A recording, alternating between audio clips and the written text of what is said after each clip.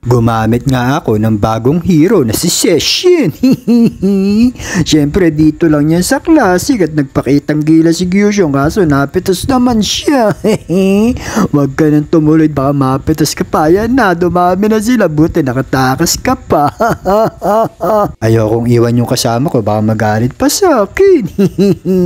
Masyadong magaling si Benedetta kaya eto pinagtulungan namin siya at hindi na nga siya nakatakas. La la la la la. Nakita ko na nag-iisa lang si Benedetta, wala akong kasama kaya naglakas loob na lang ako. At dito nagpakawala ako ng SS, iba yung tinamaan at sinugod ako dito ni Benedetta sa torre. Buti nakatakas pa ako. Hindi ko nga alam kung nasan yung mga kasama ko kaya eto sinugod ko yung isang kalaban at tinira ako dito, sinugod pa ako ni Benedetta. Ngayon pa kayo nagpakita, saan ba kayo nagpupunta? Kaya ito napagtulungan namin si Popol at Kupal at napitas ko pa.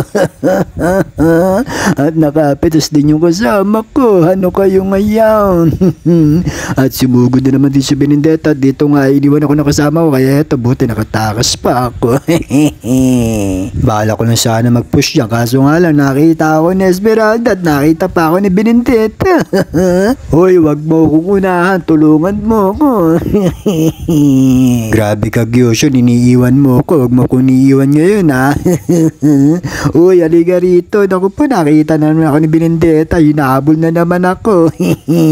Tigilan mo na ako. Please lang, bago lang ako dito.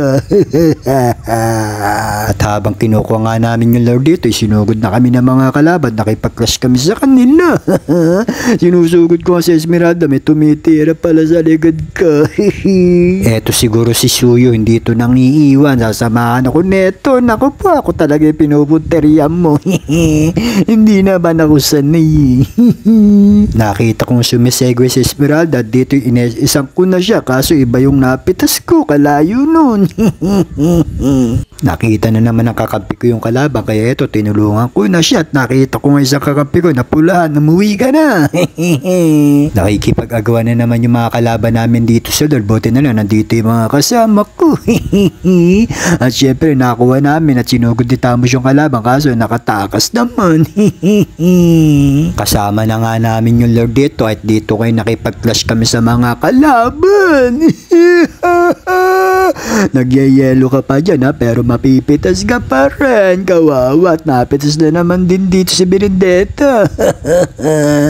At papasok na kami sa base nyo. Hintayin nyo na lang kami dyan. At dito nga ay nanalo na kami. Kaya maraming salamat sa panonood nyo. Bye bye.